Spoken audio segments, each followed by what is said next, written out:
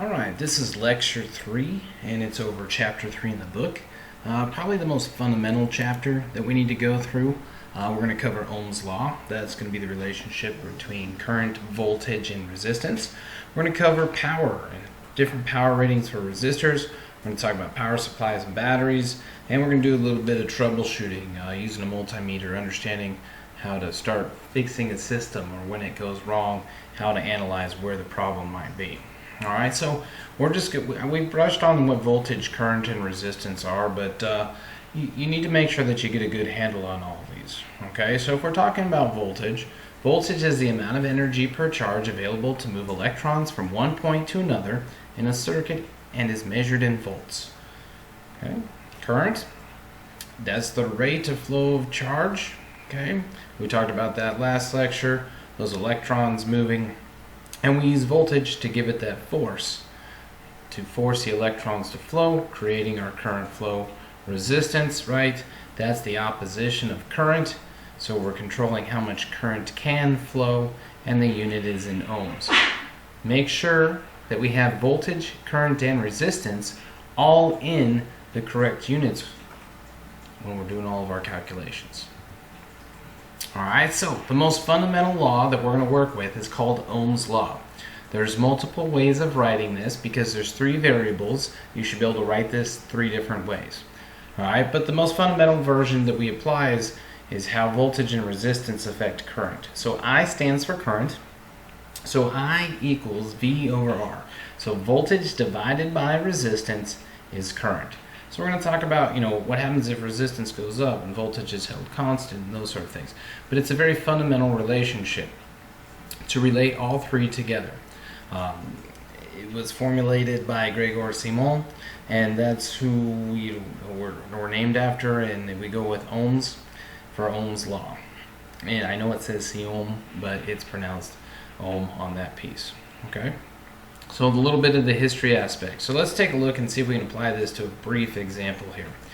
What is the current in a circuit with a 12-volt source if the resistance is 10 ohms? Literally, we just substitute in the values here. We have 12 volts and we have 10 ohms. So we take 12 divided by 10, and that's going to give us 1.2 amps.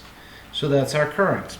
Eventually, we're going to be able to take this off a schematic drawing and do different calculations. But right now you're just going to get the verbiage for it and be able to find current, voltage, or resistance given 2 out of the 3 pieces of Ohm's law. If we want to use Ohm's law to solve for voltage, okay, remember the first portion I gave you was I equals V over R. Simple algebra manipulation, we've got to multiply by both sides by R to get V by itself. So if we want to find voltage using Ohm's law, voltage is current times resistance. So let's apply this to an example. It says, what's the voltage across a 680 ohm resistor if the current is 26.5 milliamps?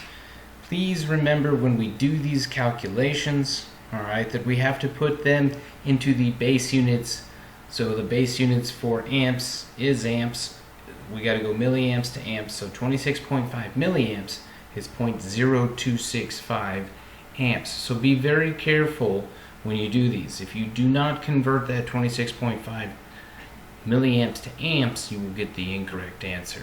You should get 18 volts though. So you should be able to take 680 ohms times 0.0265 and get 18 volts. The third part of this equation is using Ohm's law to solve for resistance. Resistance is voltage divided by current. Once again, we're taking that first equation of Ohm's law that we got, and we're just solving for the variable that we need. So you can use V equals IR, I equals V over R, or R equals V over I. So in this case, R equals V over I. And let's take a look. We got to use a meter to take a reading now. And we're using the applied voltage, okay, of 115 volts from an outlet. So what's the resistance of the bulb? Hey, remember from last chapter, in order to measure current, the meter has to be in series with the circuit. Notice the meter in this picture is in series with the light. The current has to go through it. So we have 115 volts. The meter's reading 0.87 amps, so we should be able to take 115 divided by 0.87 and roughly get 132 ohms. It does not matter if our voltage is in AC or DC for our calculation. Ohm's law holds true for AC and for DC. So don't worry about, hey, this problem was in AC instead of DC. It holds true for AC and for DC. Alright, moving forward. Let's try and just conceptually understand this. This is going to apply more to homework and to a test question. If we're using Ohm's law here, we want to be able to understand what happens to current. So, if we hold resistance constant and we change the voltage, what's going to happen to current? So I really want you to think about what's going on here. If the denominator is going to stay the same and we get a much larger numerator, so we make the voltage much more but we don't change the resistance, what's going to happen to the current? The current is going to go up.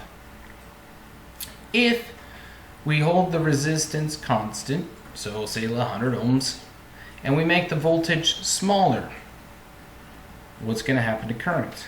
Well, now that denominator is much bigger, so current is going to go down. So the relationship here is if we hold resistance constant, voltage and current are directly proportional to one another. So if voltage goes up, current goes up. If voltage goes down, current goes down. This is only true though if we hold resistance to be constant. So we call this directly related to one another, directly proportional. If one goes up, the other one has to go up, as long as R is a constant. Alright, let's apply it a little differently. Let's see if we change resistance and voltage is held constant, what's going to happen to the current? Okay, we're still applying Ohm's law here, and we're still using I equals V over R, but now the numerator is constant. Well, if we lower the denominator, the numerator is going to dominate, right? So if we make a smaller R, we're going to get more current. If we make a bigger R, then the numerator is going to dominate more, and we're going to get a larger current. So less R, more current, more R, less current. These are called inverse relationships, or inversely proportional. So if resistance goes up, current must go down. If resistance goes down, current must go up, assuming that we have held voltage constant. And most of the time voltage is constant, right? We're using a power supply. We're using a 12-volt battery, a 9-volt battery. Now that dwindles over time as your battery wears out. But for the most part, this is going to apply in theory because we're going to use a 12-volt battery or a 1.5-volt battery. This relationship will hold true. So let's take a look and see if we can solve this off of a schematic. We have a 10-volt battery and we have 100 ohm resistance. So how do we find current? Think back to Ohm's law. I equals V over R. So 10 divided by 100 will give us the amps we're looking for there. Let's take a look and see if we can pluck this off the chart. Student takes data for a resistor and fits the straight line to shown data. What's the conductance and the resistance of the resistor? If you remember from last lecture, conductance is the reciprocal of resistance. So if we take 1 over resistance, we'll get conductance. Conductance is how well it conducts electricity. Well, we have a basic slope here. And if you remember from basic algebra, slope is what? Rise over run. So change in Y, change in X. Change in current, okay, or change in voltage when we do this. We can use conductance though if we want. Conductance, remember that's a capital G and the units are Siemens. So to find the slope for conductance, okay, change in Y, Y is current, change in Y, so we have 14.8 milliamps minus 0 milliamps. I'm pulling that from the far right hand side of the chart, right, where it's 10 volts and approximately 14.8 milliamps, and on the left hand side of the chart where it's 0, 0. So the conductance, The slope is 1.48 millisiemens. So that's the conductance. If we want to find the resistance, we take 1 divided by 0.00148 Siemens. Please remember to put that into base units and get rid of the milli. So we have to move the decimal place 3 places to the right. So make sure that you pause the video and get the correct calculation. So it should be 1 divided by 0.00148 Siemens. You should approximately get 676 ohms of resistance. So there's being able to take it off the chart there. If you need a graphic aid for using Ohm's law, you can use a circle, a triangle, whatever approach you want. But draw one like that's at the top of the screen. So you have a circle, and then cut that circle in half like you see, and then take the bottom half and cut it into quarters. So you're going to have voltage on top and current and resistance on the bottom. So what does that tell me? That tells me that voltage equals current times resistance. But if I want to find it, if I want to find current, current is voltage over resistance. So maybe your algebra skills are a little shaky, so you want to be able to use this graphic reminder. So as long as you draw the circle the same way and you always have V over IR, you cannot go wrong here. So you can point to I. I is V divided by R. Okay, if we look at the next one, voltage is current times resistance. So those two are multiplied. The two in yellow are multiplied. And then lastly, if we want to find resistance, resistance is voltage divided by current. So there's a good little graphic aid for you to remember and apply Ohm's law. So on your test, you know, I have some people, that's the first thing they do. They either make that a triangle and do V over IR, or circle V over IR. And then you already have all 3 versions of the formula there for you to be able to apply and use. Let's find the system current now. We have a voltage of 100 volts and we have a resistance of 5 kilo ohms. The first thing I'm going to tell you to do is take that 5 kilo ohms and put it into ohms. So 5 kilo ohms is going to be 5,000 ohms. We got to be in base units when we do this. So I equals what? V divided by R. So we're going to take I equals V over R. So we're going to take 100 divided by 5,000. Okay, I've written it a little differently there so that you can see that it's 5 times 10 to the third is the kilo piece. And when you get that, you get 20 times 10 to the minus 3, right? Or 10 milliamps. Okay, 20 milliamps. Sorry, it's 20 times 10 to the minus 3. You're going to get 20 milliamps in this scenario. What's the system voltage here? Notice the voltage is unknown. We have a current of 5 milliamps and a resistance of 56 kilo ohms. How do we calculate voltage? Using Ohm's law. V equals I times R. But what you got to be careful of is making sure that I is in amps and R is in ohms. Right now they're in a different unit. So that 5 milliamps needs to be used as 0.005, and the 56K needs to be 56,000 when doing this conversion. So we're going to take the voltage is 5 times 10 to the minus third amps times 56 times 10 cubed ohms. So 0.005 times 56,000, and we get 280 volts. Make sure you're keeping track of units when you do these. Units are very, very important. But when you do all of these calculations using Ohm's law, you need to make sure that everybody's in their base units. Voltage, resistance, and current. Don't have killiamps or kilo ohms or kilovolts. Put everything into its base unit. What's the resistance of this photocell? We have a 9-volt source. We have 1.58 milliamps. So remember, first thing in my head, alright, I got to take milliamps and turn it into amps. So I got to move the decimal place 3 places to the left. So I'm going to get 0.00158 amps.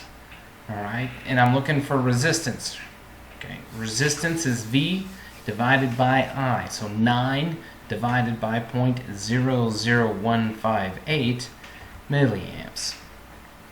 I've written milliamps down like this, 1.58 times 10 to the minus 3. Remember, if you do use this way in your calculator, your denominator needs to be in parentheses.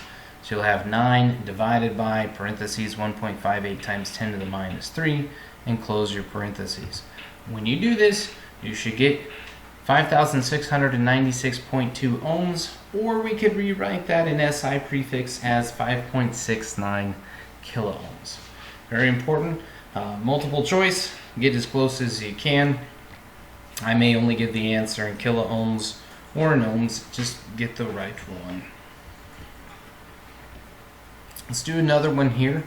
Alright, I didn't put any animations on this one so we can kind of see the breakdown as we go through it.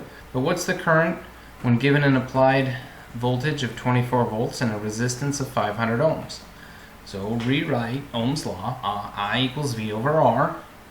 V is 24, R is 500, so 24 divided by 500 is 0.048 amps. And we got to put that into SI so it makes a little bit nicer ring to it. It ends up giving us 48 milliamps. Okay. Let's look at one where we got to find voltage. What's the voltage when given an applied current of 10 milliamps and a resistance of 800 ohms? So write down the appropriate version of Ohm's law, V equals IR. Change that I to amps. That 10 milliamps has to become 0.010 amps. So we're going to take 0.010 times 800, and our voltage is going to be 8 volts. Last one with Ohm's law here. What's the resistance when given an applied voltage of 5 volts and a current of 15 milliamps? What do we automatically need to do with that 15 milliamps? Hopefully in your head you're saying, alright, we got to put that in amps. We got to move the decimal place 3 places to the left. So the appropriate Ohm's law is R equals V over I. So 5 volts divided by 0.015 amps approximately get us 333 ohms of resistance. Next part, energy and power. You don't have to calculate work for us, but this is where power comes into play and how we actually calculate power when you have to pay your electric bill and things like that. So when a constant force is applied to a moving object over a distance, this is called work. And work equals force times distance. For us, we talked a little bit more about it last lecture when we talked about the unit for work as a Newton meter, or specifically in our electrical case, we talked about joules of energy. We're going to use those joules of energy. So our force equals, okay, we have a distance that's applied. So 1 joule is the work done when a force of 1 Newton is applied through a distance of 1 meter. So in joules, a small amount of work, and we calculate that. So 1 Newton, 1 meter, that's a joule of energy. Don't confuse energy with watts though. If we talk about this is a basic one. You don't have to write this down, I just want you to understand. It says what amount of energy is converted to heat in sliding a box along a floor for 5 meters if the force to move it is 400 newtons. Okay? Work is what? Force times distance. So you should be able to take 400 newtons times 5 meters is 2,000 newton meters, alright, which is equivalent to 2,000 joules of energy. So we're talking kind of about work. Now for us, in electrical, we don't use that physical sense of work. We use power. Power is electrical's form of doing work. The other work that we did, you're going to see more in your physics class and those sort of things. Rate is the time required to do that. So when we get down to what work really is, it's joules per second, energy per second. We've defined that as being 1 watt. 1 joule per second is 1 watt.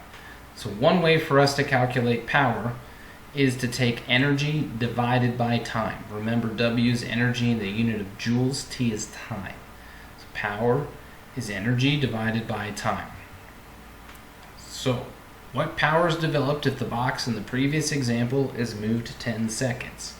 Remember we had what? 2,000 joules of energy? So we got to take 2,000 joules divided by 10 seconds, and that's going to give us our power. We write that out. Remember the unit of power is watts, so we should have 200 watts. Here's the big one, all right? Electrical energy to thermal energy. When you are sending voltage through a wire or a component, we always produce heat energy. We talked about this last lecture, right? When we talked about the difference between aluminum wiring and copper wiring, why we do everything with copper wiring, because it doesn't produce as much heat. Aluminum produces much more heat and can burn your house down. So electrical energy is always converted to thermal energy. So that's why if you have your computer running, you have to have a fan, because we have to get rid of that heat because it destroys your electrical components. But those components have current going through them, and all those different resistance values together, regardless of if it's logic gates or resistors or things like that, they all have to dissipate heat. Dissipation of heat is a loss of energy. So we lose voltage and we lose electrons as they flow through resistance. And that creates what we call a voltage drop. So what we're going to learn to do is use a multimeter to take the voltage drop. We have a voltage source, and every resistor through there gives off a specified amount of voltage that it loses as current goes through there. So as we can depict it here, all right, we have all those little negative electrons flowing through. They're going from negative to positive, and as they go through the resistor, as that resistor is doing its work, right, limiting the flow of current, it gets hot and gives off heat. So there's some loss. This is an important one. This will be on your test, all right? Kilowatt hour and how you calculate this on your electric bill. So if we take a look at an example here, the electric company always bills you in kilowatt hours, how much energy you use per hour. So that's what your little meter is outside that's constantly going along. So it's going to count watts and how many watts you're using per hour. So when you go buy appliances, you can look at your refrigerator. It'll tell you how many watts that's using. Your microwave, how many watts of energy your microwave produces. All of your appliances, it'll say on there what the wattage rating is. So if you were to turn that on and leave it run on, it's going to draw that many watts. When we do this calculation here, it's 3.6 times 10 to the 6 joules of energy in 1 kilowatt hour. We take that kilowatt hour and that's a much more easier for us to do with our appliances. So let's take a look at an example here. We have what is the energy used in operating a 1200 watt heater for 12 minutes. Heaters get really hot, right? They draw a lot of current, so that's why the wattage is high. Microwave, they draw 1,000 watts, but you only use a microwave for what, 30 seconds here, a minute here. You're not using it non-stop. What's your big wattage heaters in the summertime? Your air conditioning. Okay, that's really going to suck it up. Wintertime, whether you have an electric, you're going to have an electric heater. That's going to absorb most of your wattage and your bill on your electric bill. So think about that in the summertime. As your bill fluctuates based on temperatures and what you're using. You play video games nonstop. Your computer is going to have, 750 watt power supply. Well, if you have that on, 8 to 10 hours a day, you're consuming a lot of electricity and a lot of energy. So your bill is going to go up. So let's take a look at this heater though. What's the energy used in operating a 1200 watt heater for 20 minutes? So the first thing we got to do is we got to take that 1200 watts and turn it into kilowatts. So remember, we've got to move the decimal place 3 places to the left, so it's 1.2 kilowatts. And then we have to know that 20 minutes is what? 1/3 of an hour. So we're going to take 20 minutes divided by 60 minutes. So we're going to take 1.2 times 20 divided by 60, or 1/3. And you're going to get 0.396 kilowatt hours. Now how do they take that towards your bill? So when they read your bill and they come out and read the meter, they're going to say, oh, you use this many kilowatt hours, And I think the electric company in town here roughly charges about 13 or 14 cents a kilowatt hour. So you can take that and multiply that by 13 or 14 cents, and that's how much it's going to cost you to operate your heater. In electrical work, the rate of energy is dissipated depends on the amount of resistance and the amount of current. So we're going to use that to calculate power now. So there's three ways to calculate power. Power is voltage times current, okay, where voltage is I times R. And we can use the combination of those two to get the other version here. Power is I squared R, or we can say that power is V squared over R. It just depends on what's given in your problem. So, three equations that you need to make sure you write down, so pause the video and write them down. Power is voltage times current. Power is current squared times resistance, or power is voltage squared divided by resistance. Like I said, you can use any three of those. It just depends on what you're given in the problem. If you're given current and voltage, I would use the first one. If you have a current and a resistor, I would use the second one. If you have a voltage and a resistance, I would use the third one. So it really just depends on what you're given in the problem.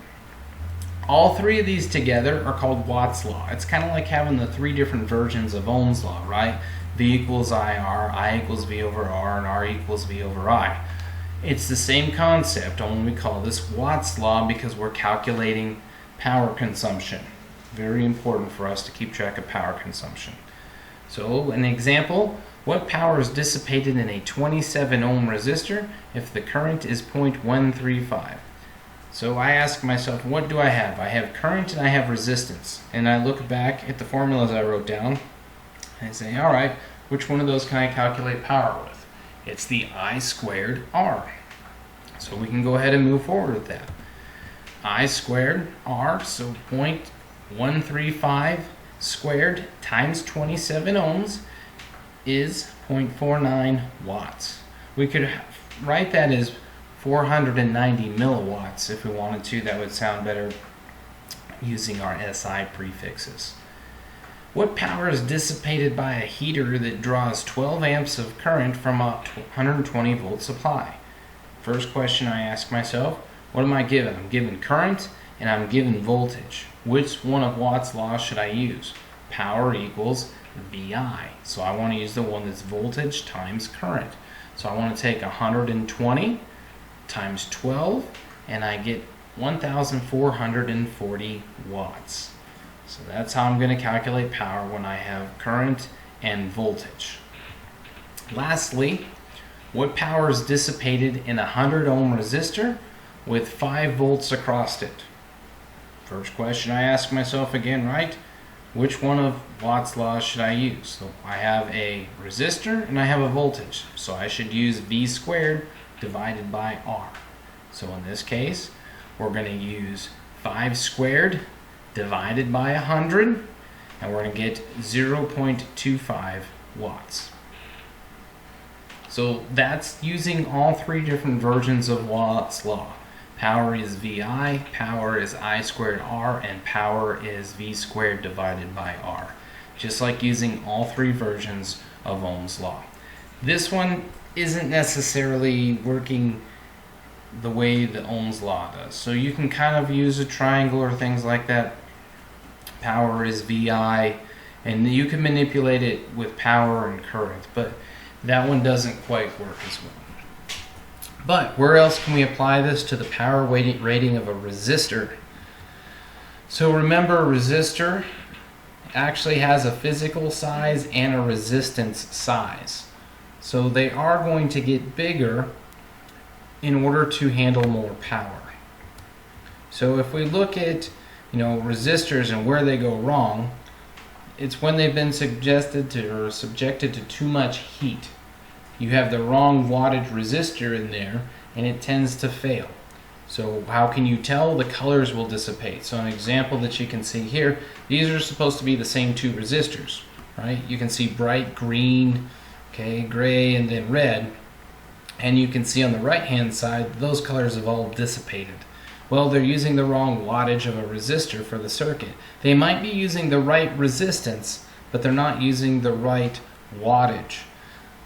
So that's something else to pay attention to when we go through this. Look at the physical difference between these. The 8th watt resistor, that's the majority of the resistors that I have in class that you guys breadboard with. We have an 1/8 of a watt. Then we step it up a little bit bigger. Most likely most of these ones are going to be sitting in your computer, things like that, where we have a 1/4 watt resistor. And then you see it steps up even more. We have a 1/2 of a watt resistor. And then the big guy on here at the bottom is a 1 watt resistor. So there is actually a physical size associated with them, but that's for power consumption. So each one of the pictured resistors here could be like a 100 ohm resistor. They might all have the same resistance. They just might not all be able to handle the same power consumption. When you have to choose, always choose one with a higher power rating so that you don't blow your resistor due to excessive heat use. So let's take a look. We got two different examples here. What power rated resistor would you choose for each circuit? So we have a circuit on the left here. We have 10 volts and 120 ohms. What's the first thing in your mind that you need to do is calculate the power. So which version do we use?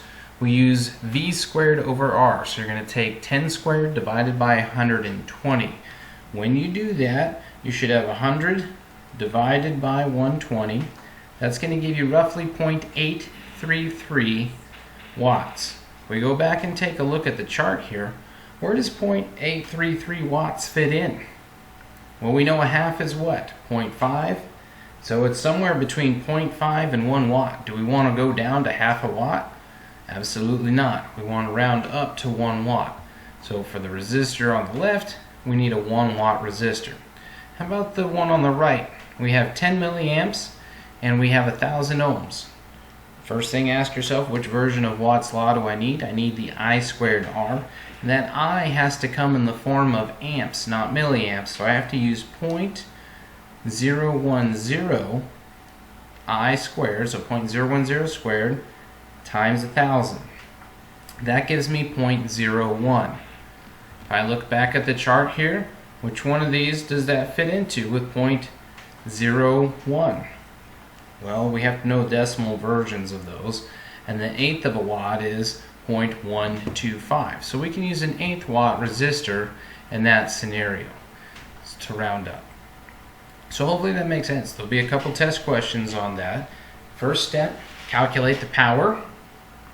Second step, base that resistor's wattage on the power that you calculated and always round up. If you happen to do a calculation and you have exactly 0.25 watts, do not choose 0.25 watts, round up to 1/2 of a watt. Okay, so if you're right on the number, you need to round up. So 1/8 is 0.125 right there. If you get 0.125 for your power, I would round up to 1/4, okay, the 0.25. So always round up. I do expect you to remember on the test the 4 different wattages that we offer for resistors: an 1/8, a 1/4, a 1/2, and a 1 watt.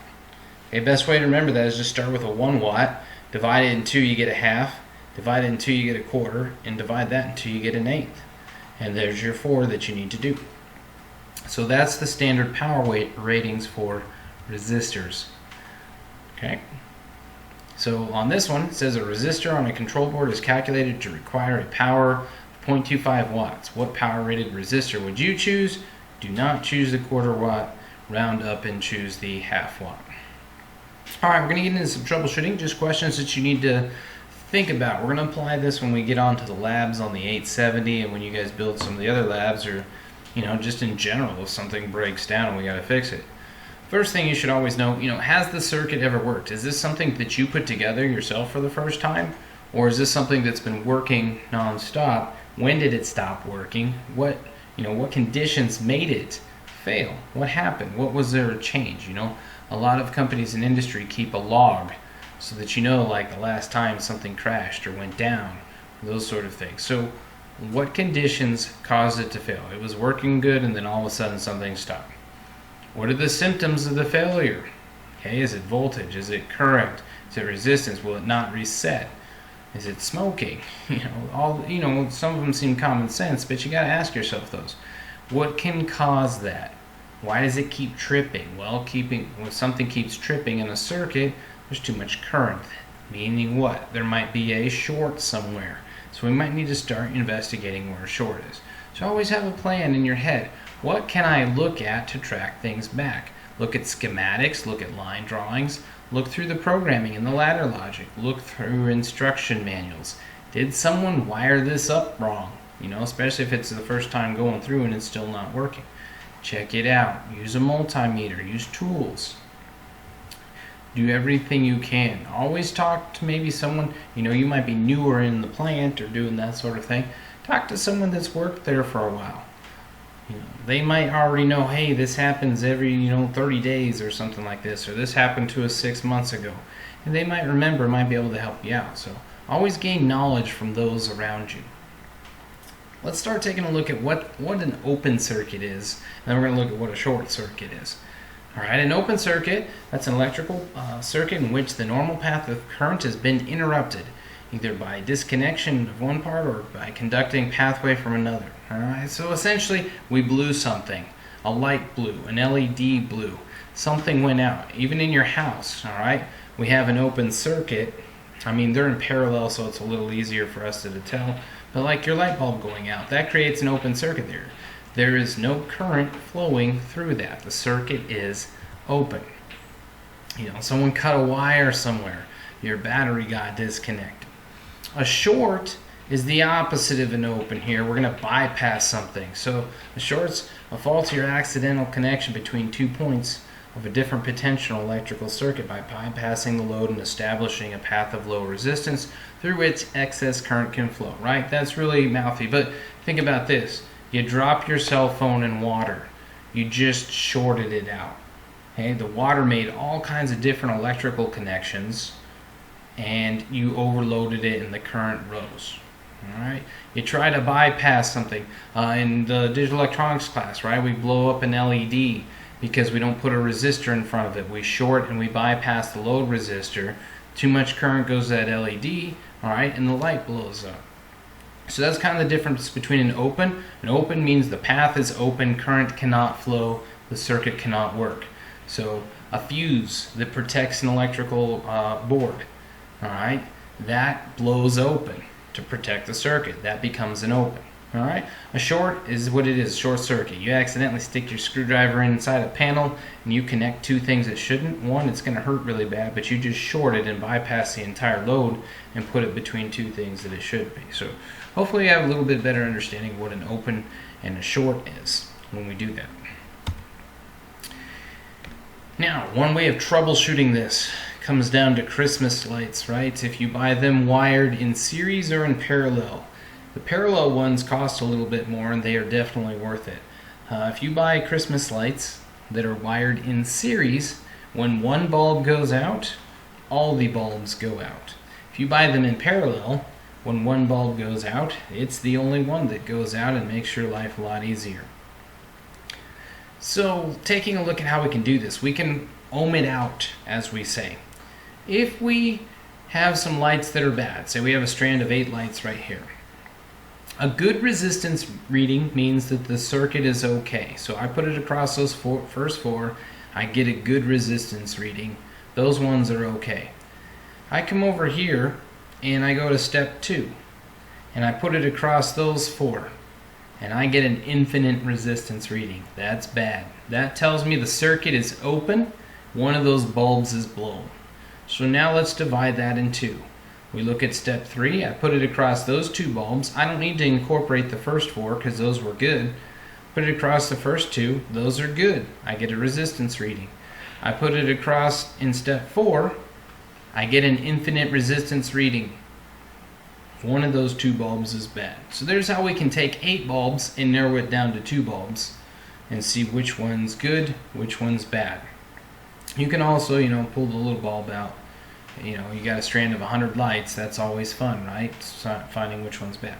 You know, the same thing works in your truck.